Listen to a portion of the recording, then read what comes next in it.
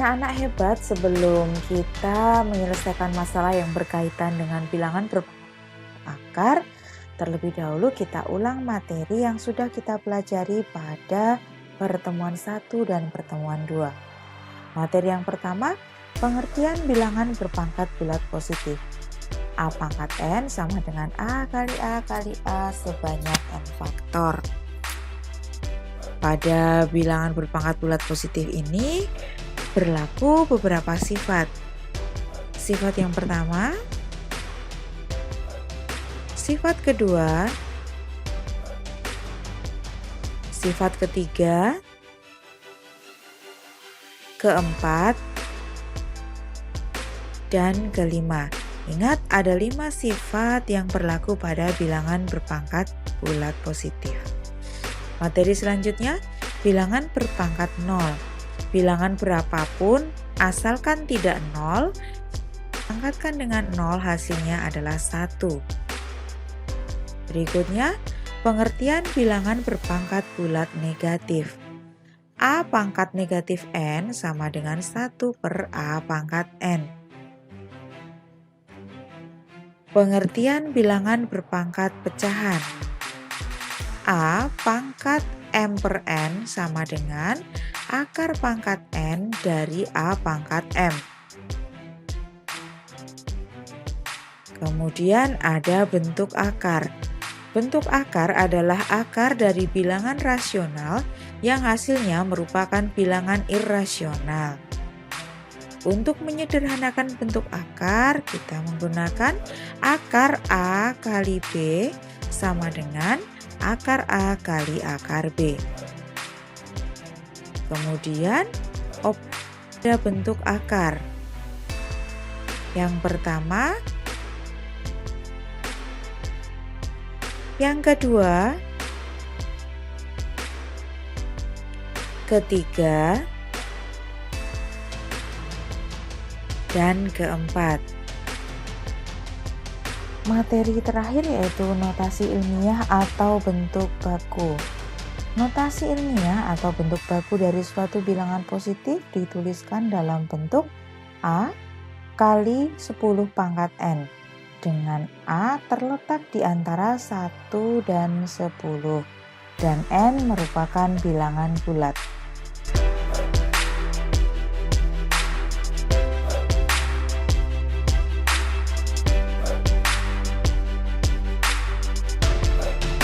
Oke, sekarang kita akan menyelesaikan masalah yang berkaitan dengan bilangan berpangkat dan bentuk akar. Contoh yang pertama, sebuah persegi memiliki panjang 6 akar 3 cm dan lebar 4 akar 2 cm. Tentukan luas persegi panjang tersebut. Untuk menjawabnya, kita ingat kembali, ada sebuah persegi panjang, diketahui panjang dan lebarnya. Maka luas persegi panjang adalah panjang kali lebar, sama dengan 6 akar 3 kali 4 akar 2. Kemudian kita kelompokkan 6 kali 4 akar 3 kali 2. Jadi yang di dalam akar dikelompokkan dengan yang di dalam akar. Diperoleh hasil 24 akar 6. Apakah bentuk ini bisa disederhanakan? Ya, karena akar 6 itu faktornya adalah 1, 2, 3, dan 6. Tidak ada bilangan kuadrat yang merupakan faktornya. Berarti ini sudah merupakan bentuk paling sederhana, yaitu 24 akar 6.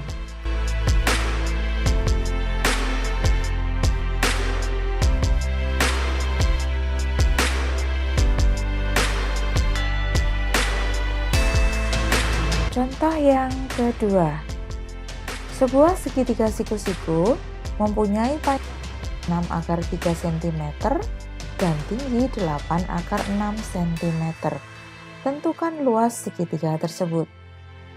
Ada sebuah segitiga siku-siku yang diketahui panjang alas dan tingginya. Maka luas segitiga sama dengan 1/2 kali panjang alas kali tinggi, sama dengan 1/2 kali 6/3 kali 8/6. Kemudian kita kelompokkan seperti ini. Bilangan yang ada di dalam akar bisa dikelompokkan menjadi 1. Diperoleh 24/18.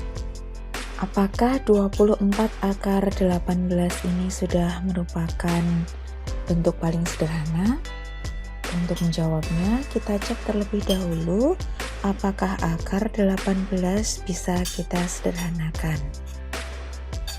Bilangan 18 bisa kita peroleh dengan cara 1 kali 18, 2 kali 9, dan 3 kali 6. Ada sebuah bilangan kuadrat di situ, yaitu 9. Hal ini berarti akar 18 bisa disederhanakan. Kita ambil akar 9 kali 2. Akar 9 hasilnya adalah 3. Akar 2 merupakan bentuk akar. Jadi kita tuliskan 3 akar 2. Setelah itu kita substitusikan ke dalam bersamaan 24 kali 3 akar 2. Sehingga diperoleh hasil akhir 72 akar 2. Jadi luas segitiga tersebut adalah 72 akar 2 cm persegi.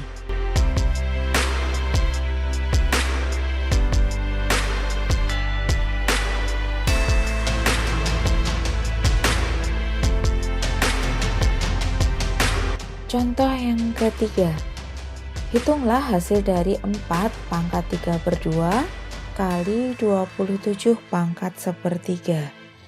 Jika ada soal bilangan berpangkat pecahan seperti ini, kemungkinan besar adalah basisnya bisa kita ubah ke dalam bentuk bilangan bulat positif. Coba kita kerjakan satu persatu. Di sini basisnya adalah 4 dan 27. Kita ubah menjadi pangkat bilangan bulat positif. Dari yang 4 dulu. 4 itu bisa kita tuliskan menjadi 2 kali 2 atau 2/2. Sedangkan 27 bisa kita tuliskan menjadi 3 kali 3 kali 3 atau 3/3. Kemudian 2/2 dan 3/3 ini kita substitusikan ke dalam soal. 4/3/2 kali 27/1/3 menjadi 2/2 3/2 kali 3/3 dipangkatkan lagi 1/3. Kalau sudah, ingat kembali sifat-sifat bilangan berpangkat bulat positif. Ada sifat yang pangkat dipangkatkan lagi, maka pangkat ini menjadi perkalian. Sehingga ini bisa kita tulis 2 pangkat 2 kali 3/2,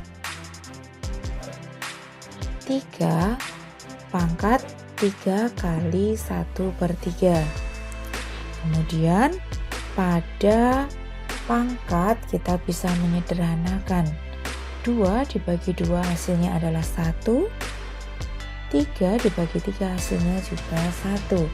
Sehingga bisa kita peroleh 2/3 kali 3/1.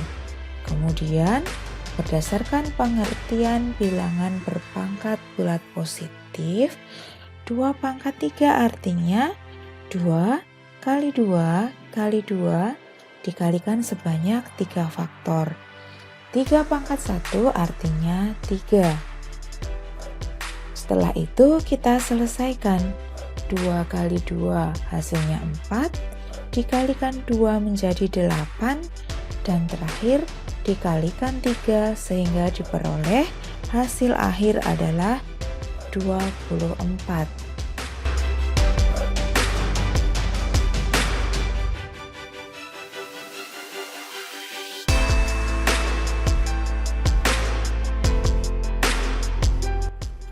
Contoh keempat. Tentukan nilai n yang memenuhi persamaan berikut. A. 3 pangkat n sama dengan 243. B. 2 pangkat n-1 sama dengan 1/16. Kita kerjakan terlebih dulu ya. 3 pangkat n sama dengan 243. Jika ada soal seperti ini, kita diminta untuk mencari nilai n, di mana n ini terletak di salah satu ruas dan berada di bagian pangkat. Sedangkan ruas lainnya berupa bilangan biasa. Maka, langkah pertama yang kita lakukan adalah yang bilangan biasa ini kita ubah ke bentuk bilangan berpangkat bulat positif. Sekali lagi, jika ada tipe soal seperti ini, kita diminta mencari nilai n dan n terletak pada pangkat, maka ruas yang bilangan biasa kita ubah terlebih dahulu ke bentuk bilangan berpangkat. Caranya masih ingat kan ya? Dengan menggunakan faktorisasi prima terlebih dahulu. 243 kita bagi 3, hasilnya 81. 81 dibagi 3 hasilnya 27. 27 dibagi 3 menghasilkan 9. Dan 9 dibagi 3 hasilnya adalah 3. Sehingga diperoleh 243 sama dengan 3 pangkat 5. Kenapa 3 pangkat 5? Karena faktor yang kita cari tadi 3-nya sebanyak 5 kali. Maka kita tuliskan 3 pangkat 5. Ya, 3 pangkat n sama dengan 243. Padahal 243 adalah 3 pangkat 5. Berarti bisa kita tuliskan 3 pangkat n sama dengan 3 pangkat 5. Kita lihat basisnya sama, yaitu 3. Karena basisnya sudah sama, maka bilangan yang ada di pangkat juga mengikuti. Berarti nilai n yang kita cari pada persamaan 3 pangkat n sama dengan 243 adalah 5. Untuk soal yang B, 2 pangkat n-1 sama dengan 1/16. Seperti pada soal yang A tadi, kita diminta untuk mencari nilai n, sedangkan n ini terletak pada pangkat. Berarti ruas satunya bisa kita ubah ke bentuk bilangan berpangkat juga. 1/16. Kita faktorisasi prima terlebih dahulu untuk bilangan 16. 16 dibagi 2 hasilnya 8. 8 dibagi 2 hasilnya 4. Dan 4 dibagi 2 hasilnya 2. Jadi diperoleh 16 sama dengan 2 pangkat 4. Lalu bagaimana dengan 1/16? Ingat kembali pengertian bilangan berpangkat bulat negatif. Jika 16 sama dengan 2 pangkat 4, maka 1/16 sama dengan pangkat negatif 4. Jadi persamaan 2 pangkat n-1 sama dengan 1/16 bisa kita tuliskan menjadi 2 pangkat n-1 sama dengan 2 pangkat negatif 4. Bisa kita lihat bahwa basisnya sudah sama, yaitu 2 pada masing-masing ruas. Karena basisnya sudah sama, maka pangkat yang ada di ruas kiri sama dengan pangkat di ruas kanan. N dikurangi 1 sama dengan negatif 4. Ini merupakan persamaan linear satu variabel yang kalian pelajari di kelas 7. Kita selesaikan ya. N sama dengan negatif 4 ditambah 1. N sama dengan negatif 3. Jadi, nilai N pada 2 pangkat N-1 sama dengan 1/16 adalah negatif 3.